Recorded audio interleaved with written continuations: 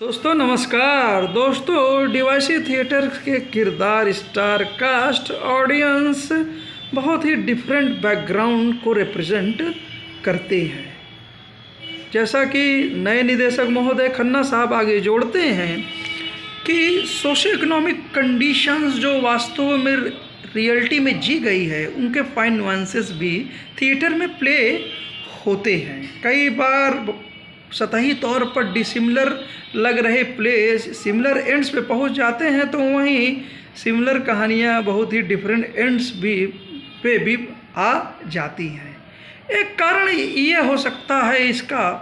कि थिएटर कहीं ना कहीं एक अपनी मूलभूत संवैधानिक भावना से जुड़ा हुआ होता है, तो वहीं दूसरी ओर थिएटर के स्टार कास्ट हों या बीच के किरदार या फिर ऑडियंस, वो जो उनका नज़रिया है वह स्वयं कहीं ना कहीं जो भू ऐतिहासिक परिदृश्य है, सांस्कृतिक परिदृश्य है, उसकी विविधता को भी कहीं ना कहीं रिप्रेजेंट करता है। मसलन रिहेबिलिटेशन एंड रीसेटलमेंट्स के प्लेज में बहुत बार अगर घर पे विषय में नज़रिए की बात करें तो ऐतिहासिक रेड क्लिफ लाइन, जो अनचाही रेड क्लिफ लाइन जो कम्युनल लाइंस में पर और कंटिग्यूअस एरिया के आधार पर बहुत ही निर्मम तरीके से खींच दी गई थी, मिक्स्ड आबादी और उनके socio economic reality culture relations को दरकिनार करते हुए, तो उसने कहीं न कहीं जो घरों से सजी बस्तियां थी, डिफरेंट घरों से डिफरेंट रिश्तों, आपसी रिश्ते जिसमें विविधता थी, उनसे सजी बस्तियों को कहीं ना कहीं एक रंग का कर दिया था। रंग अगर कहीं ज़मीन पे आ टपका तो वो लाल था, तो वहीं अगर आँखों में ही वो सूख जाए या छलक जाए तो वो सफ़ेद आंसू थे। दरअसल दुर्भाग्यवश पश्चिम की रेड क्लिफ की लाइन से आए हुए वो जनरेशन्स, उनके लोग आज अपनी बहुत मेहनत के बावजूद जो ऊंचे ओहदे पे भी पहुंच गए, वो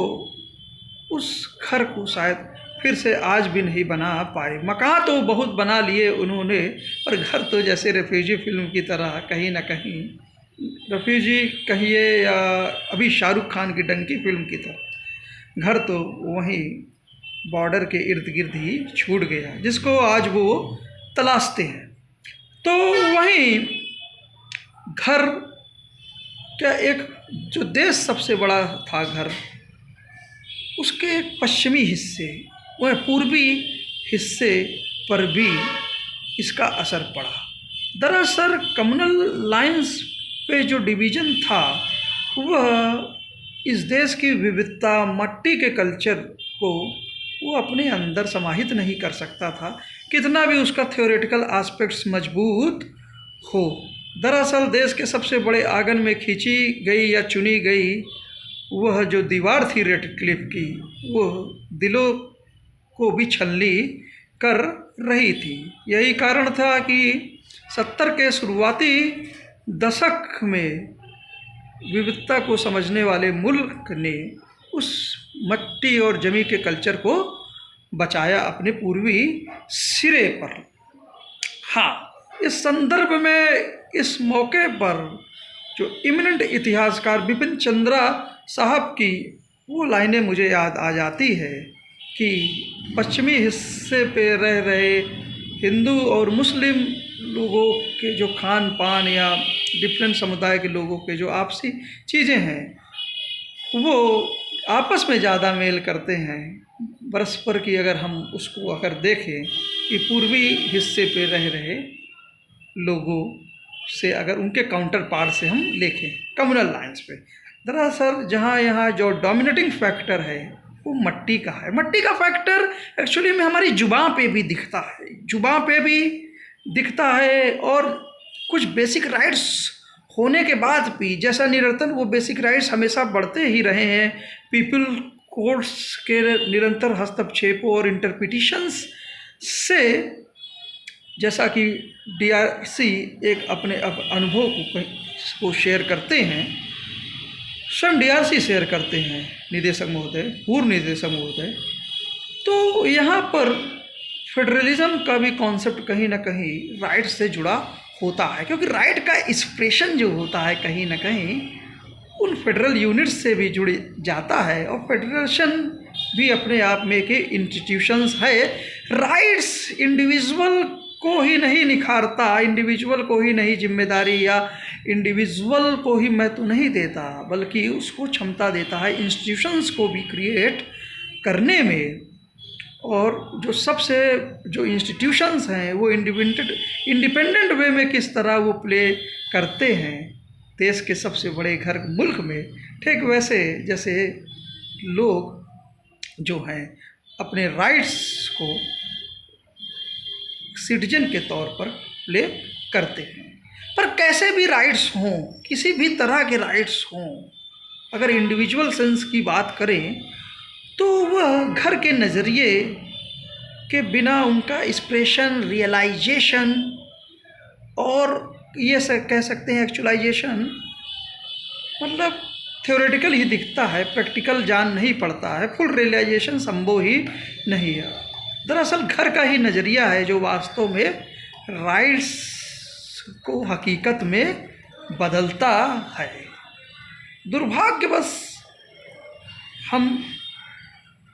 कुछ चीज़ों में इतने आगे बढ़ गए कि वेपन्स ऑफ मॉस डिमोलिशंस को आधे पन्ने के कागज़ों में या नोटिस में दर्ज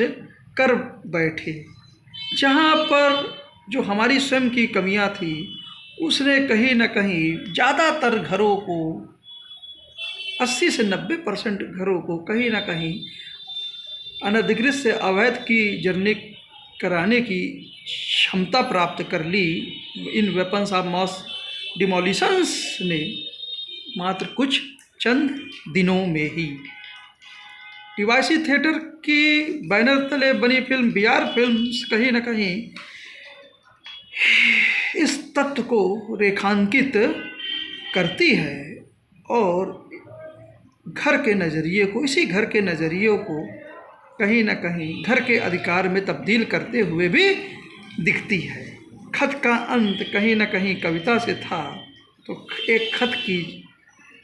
आधार जो है वो भी कविता से चालू होती है।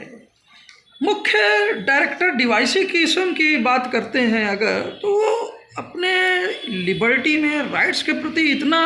इस हद तक सचेत था कि मानो के आपसी रिलेशन ही नहीं उसका बस चले। तो जिस तरह से आज की आर्टिफिशियल इंटेलिजेंस के ज़रिए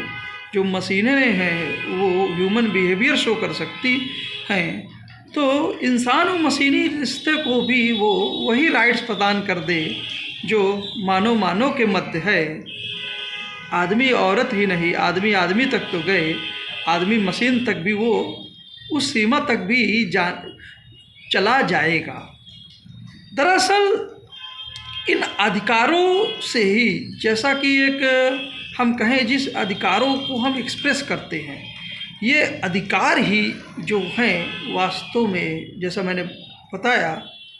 कि इंस्टीट्यूशंस को भी जन्म देते हैं। वो इंस्टीट्यूशंस जो वास्तव में एक अपने सबसे बड़े घर को भी जन्म देते हैं। सत्येंद्र में वरिष्ठ पत्रकार अरुण त्रिपाठी जी संविधान सभा की एक बहस का जिक्र कर रहे थे, जिसमें के एम मुंशी साहब उस द्वंद्व को सुलझा रहे थे कि मुल्क की इंटीग्रिटी और सबसे बड़े घर की इंटीग्रिटी और सॉवरेनिटी को पहले रखा जाए या ह्यूमन डिग्निटी या इंडिपेंडेंस के संदर्भ को। तो वहीं जब मैं वरिष्ठ पत्रकार अनिल सिन्हा साहब की बातें जब सुनता हूँ तो कहीं ना कहीं इंडिविजुअल जो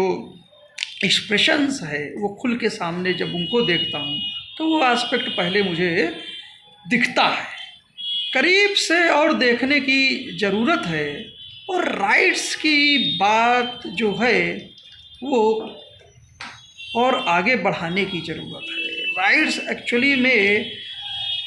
विविध तभी हो सकते हैं जब हम विविधता को स्वीकार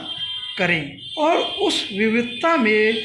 जो बहुसंख्यकवाद है केवल उसी के राइट्स ही नहीं, दिखें उस विविध राइटों में, बल्कि जो कम लोग हैं जो डाइवर्स कल्चर को रिप्रेजेंट करते हैं, अगर उनसे एनरिच ना कर सकें तो खाना जो होता है ना वो एक ही तरह का होता है, रोज़ उसी प्रकार का, और अलग अलग स्वाद जो होते हैं, एक कह सकते हैं पुलाव में या तहरी में या खिचड़ी में, वो हम नहीं देख सकते हैं। प्लेस और भी हैं, अंतिम प्लेस पे हम शायद अगले एपिसोड में पहुँचेंगे और देखेंगे हिस्टोरिकल कंटेक्स्ट पे डीआरसी के अंतिम प्लेस कैसे राइट्स को इंस्टीट्यूशंस में बदलते हैं, इंस्टीट्यूशंस को, वो इंस्टीट्यूशंस जो विविध राइट्स को पहचानते हैं और उन विविध राइट्स को आगे वो सस्टेन्ड वे में बढ़ते रहें और हमारे देश समाज को हर तरफ से डाइवर्स करते रहें। डाइवर्स हमारी जो प्रकृति है, हमारी जो भूमि है, उसके अनुसार तो क्या वो ऐतिहासिक कंट्रीब्यूशन था। अल्टीमेटली फाइनल लेगेसी कहीं ना कहीं डीवाईसी की वहीं मुझे ठहरती जान पड़ती है। उम्मीद है ये एपिसोड आप लोगों को पसंद आया होगा। मिलते हैं नेक्स्ट एपिसोड में। जय हिंद, जय भारत। Thank you sir.